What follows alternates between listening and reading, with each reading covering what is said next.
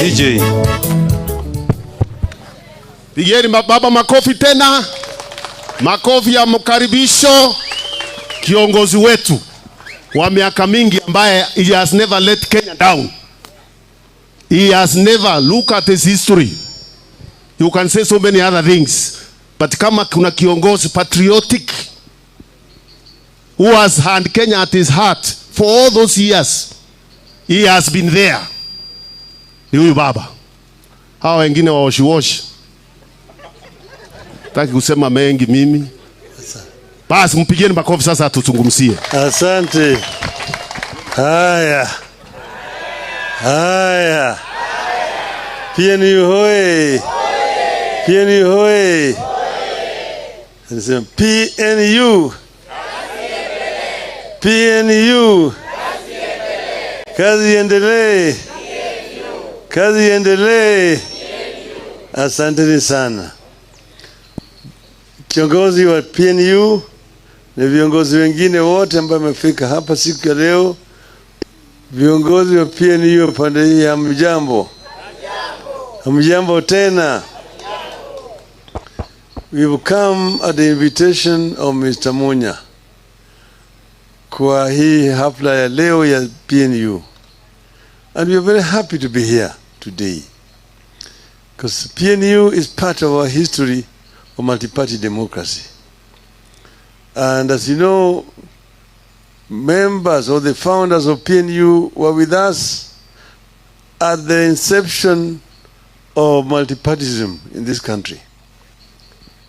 The fight for multipartyism in Kenya was a very, very hard and bloody one.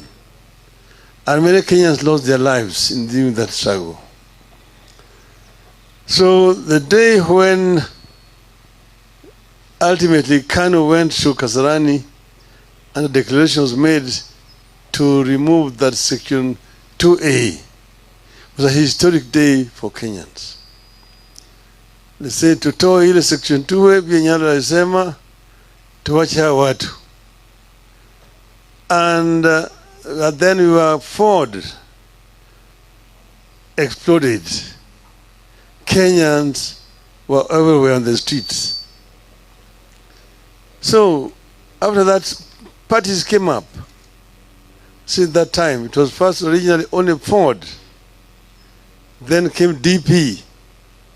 Eventually Ford split into Ford City, Ford Kenya, and so on and so forth. But then we moved on, and we ensured when we were writing our new constitution to state in there that Kenya is a multi-party democracy. This was because of the period that Kenyans went through a very bloody dictatorship of single party. And we said never again will Kenyans agree to go back to that kind of situation. So I'm happy to be here when PNU is celebrating 15 years. It reminds me of my late friend, Emilio Mwai Kibaki, a great Kenyan by all the standards. Mwai Kibaki was a very simple person. You talk to Kibaki and a man of very few words. He did not speak many things. And after you say something which he does not agree with, just say, huyo ni mjinga. Yamesema ni mpumbavu huyo tu. Wachana na yeye. So, past Kibaki was in DP, when Ford, eventually Ford Kenya, and so on. But ultimately, we decided to come together. We decided to come together because of historical reasons. When Moi was trying to impose leadership in the country, we said no to Moi. And we met, and it took us a long time to come together. Ultimately, we agreed we were going to come together But the problem was who was going to lead this coalition. Everybody wanted. We were 7 of us. We said ourselves we are going to Uhuru Park. And we want to go there and tell the Kenyans who is the leader. Oh, let's go there today and tell them we're going to come back in 2 weeks and tell you who is the candidate. I knew that that was not going to work. So when we went back, when we went to Uhuru Park, I had the last word as the leader of the LDP.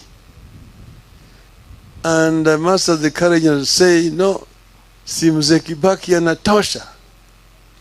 The whole field went wild. Kibaki tosha. Kibaki tosha.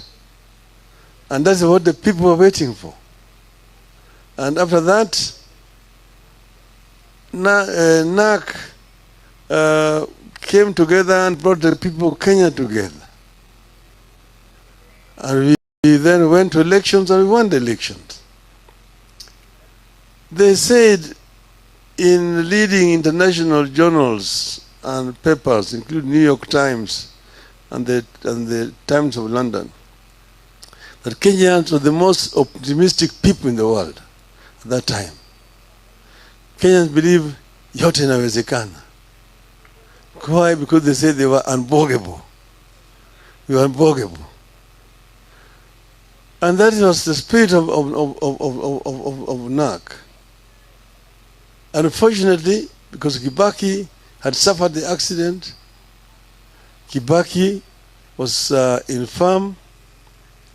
Some opportunists took charge and created an ideology of split. These are basically the elites around Kibaki. They're the ones who created the blood in NAC, which ended with the eventual split of NAC. And that is why we had a problem at Bomas of Kenya. And then why we ended up with oranges and bananas. And then since we ended up with ODM and PNU. I'm giving you that history to know that PNU and ODM have one common origin. They are children of NAC that we had formed. So I come to you here as a leader of a sister party, ODM, and PNU are sisters. Okay? And but there's nothing wrong with party splitting. It's a normal thing. Even if you go to Europe, you have these things. Even in the USA, it's the same thing. And parties profess different ideologies. But that is the need. That is the what you call the diversity of society that we need. Pluralism. If you go to the UK, you've got the Liberal Party. You have the Democratic, you have the Labour Party. You have the Conservative Party. The US, there are several political parties. You want to hear of the Republicans and the Democrats. But there are very many other political parties in the United States of America. So we have here in our place, we're going to form a coalition that we call Azimio. Azimio is a coalition of several political parties that have come together. And this is because of our current political history and situation. And Azimio is as strong as its constituent parties are strong. A house cannot be strong without strong pillars. Hiyo hema pale mko hapo haiwezi kusimama kama hakuna hizo mlingoti ambaye imeshika hizo pembe. So the stronger PNU, the stronger Jubilee, a stronger Wiper, a stronger NAC Kenya, and a stronger ODM, a stronger DAP equals to a stronger Azimio. And that's why you've seen ODM launch membership drive. And we started in Nyanza, we finished all the counties of Nyanza. We went to Western, we finished all the counties of Western. This last week we were in the coast, and we finished all the counties in the coast. We will be doing the Rift Valley. We will be doing Northeastern. We will come to Eastern and the mountain region as ODM. So we encourage PNU and all other constituent parties to do the same. This way, as PNU will become strong. If these constituent parties are strong, there are areas you call the strongholds of PNU. So when I go there, I don't talk about PNU.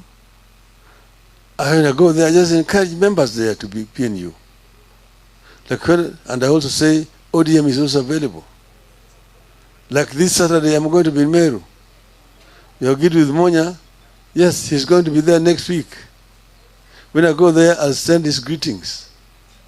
He'll do the same wherever he is. Wherever I've been to, I've conveyed greetings of all the leadership of Azimio. This is where we are.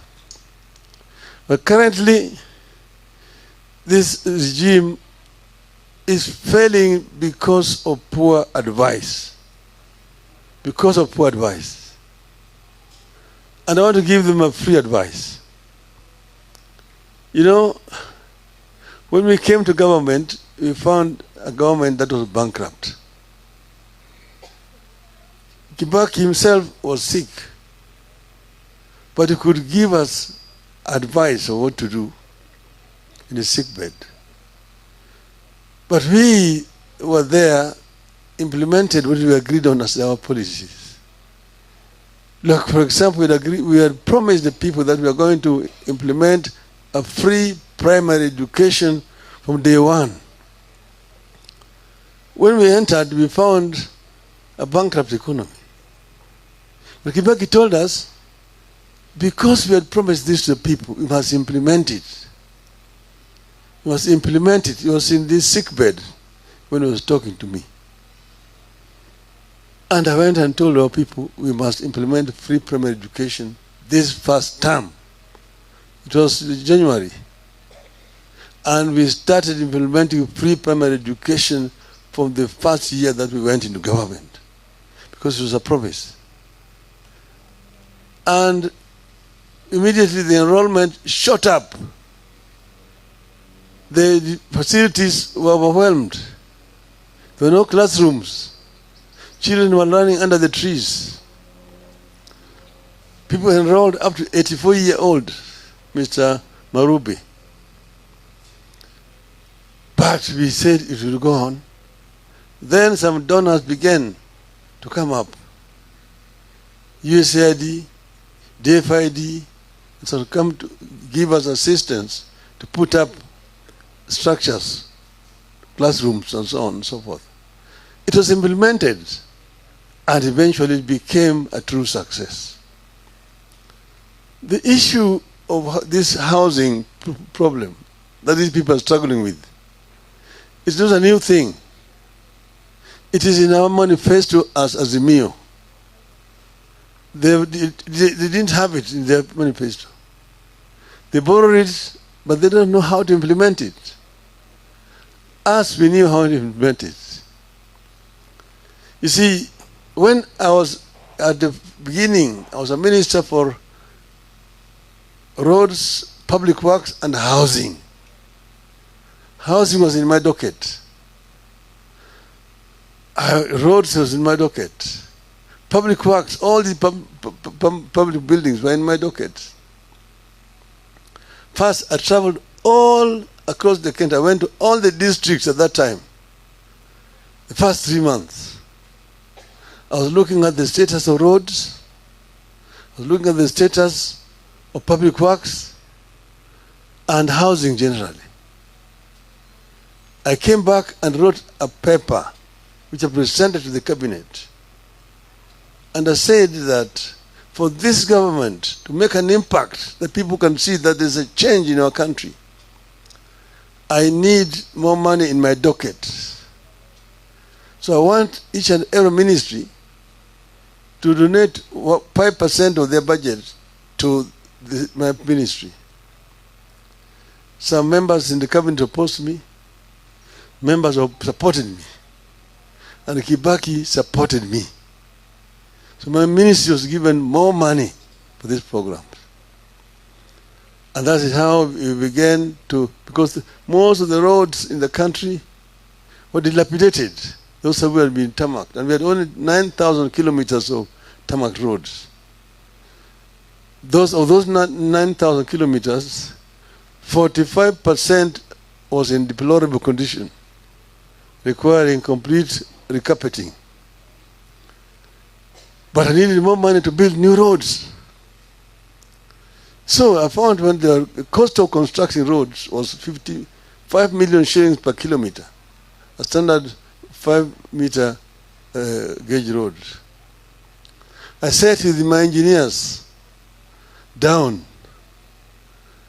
and we went to nuts and bolts. What is it that you require to tarmac 1 kilometer of a road? As an engineer, now I'm talking as an engineer. And we found out, eventually reduced the cost from 55 million shillings to 20 up to 25 million shillings per kilometer. Because that is where the money was getting lost. So you can be taxing people to do roads, but if you don't look at nuts and bolts, most of it is just going to go to people's private pockets. So we were able now, and we also widened the gauge, 6 meters instead of 5 meters, plus soldiers for cyclists and pedestrians. But it's still between 20 to 25 million shillings, from 55 million shillings. Then, in the issue of public works, there are so many public works which have been abandoned over the country. Provincial headquarters, district headquarters, hospitals, colleges, schools, and so on, which are built and left just hanging there. I went around. And I said, before we start new projects, we complete all these white elephant projects and put the money. And we completed all of them.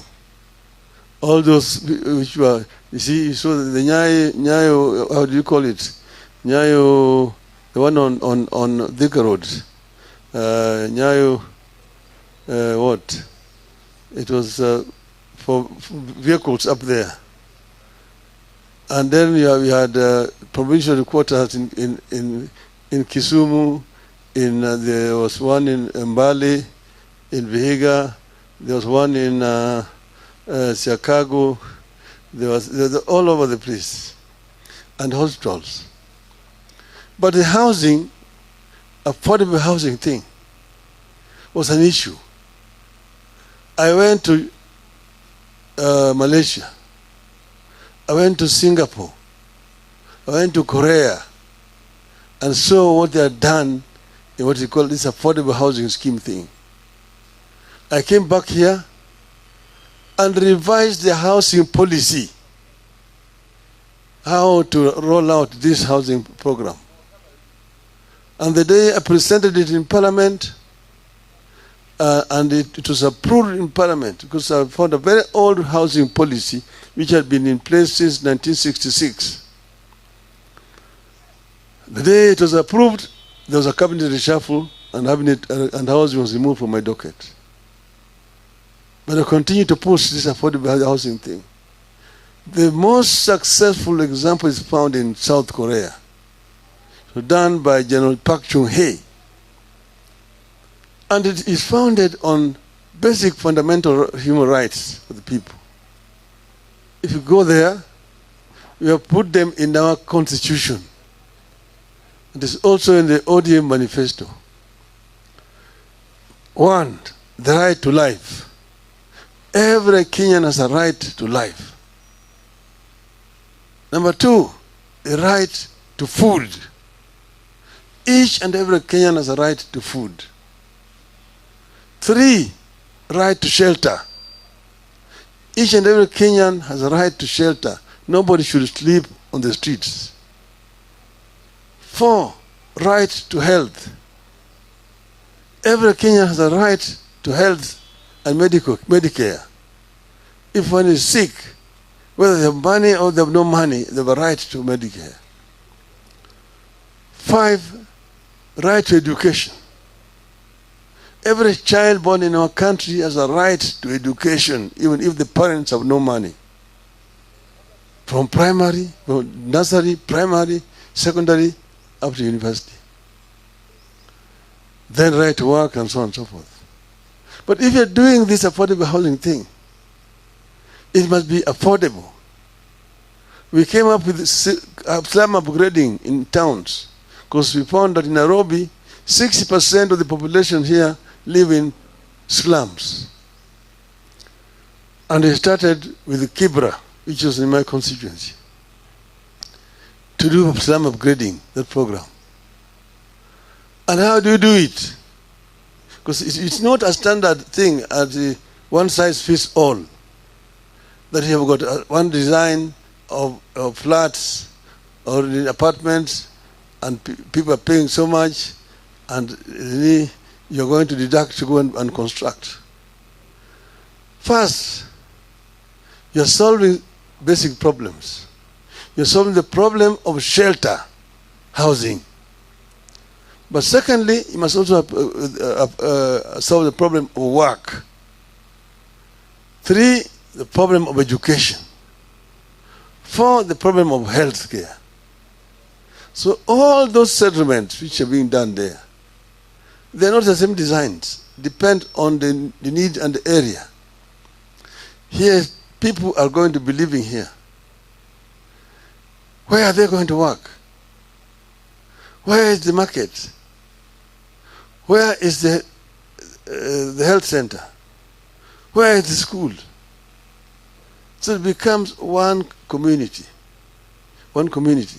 So these people have a place where they're going to work. Like in Kibera, the program we came up with, it has not been implemented. We're going to put up apartments. But we're also going to put up shops where people will work and create wealth. Then there's going to be a market where they will take their wares. There's going to be a health center. There's going to be a school for the children. That's what you call integrated development. And people apply, those who want houses. Some of them are made to pay a deposit.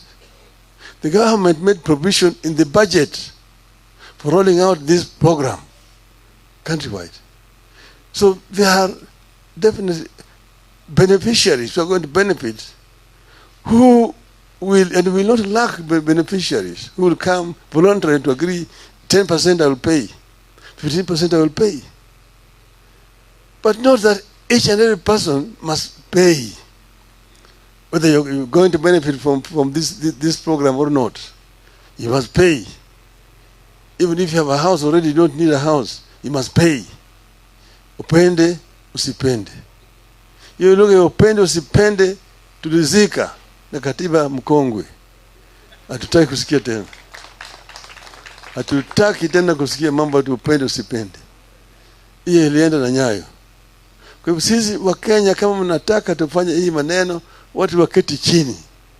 Let us have a proper dialogue, a national dialogue of how this program is going to be rolled, so people own it properly. Let people understand what you want to do. Then it will be owned. When we were making transformation with Kibaki, we convened a conference at Bomas of Kenya. 1 week. It was called The Kenya We Want. The Kenya We Want. And people dialogued and agreed what needed to be done in our country. But then we also set up a think tank, which is called NESC, National Economic and Social Council. which was a think tank where people, experts from Malaysia, from Singapore, from Korea, from Britain, and we had also experts from within the country here. NESC was meeting once every 3 months to come up with ideas. It's through NESC that we came up with Vision 2030.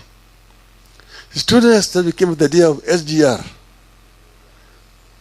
LabSet, this Konza city, ICT city in Konza, tourist centers, economic processing zones. Those were thought out clearly, things which were clearly thought out, how they are going to be rolled out in the country. Think tank, I mean, NESC was meeting every 3 months, co-chaired by Kibaki and myself.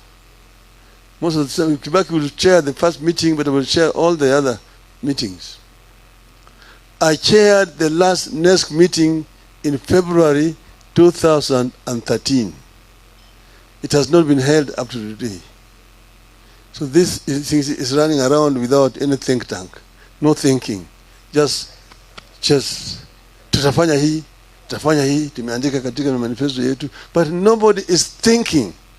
This regime is moving like a blind person in the highway. It is very unfortunate indeed. Azimio. Azimio.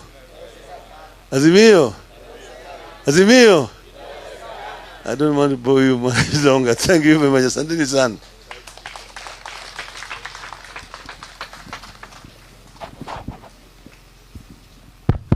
Thank you. Pigieni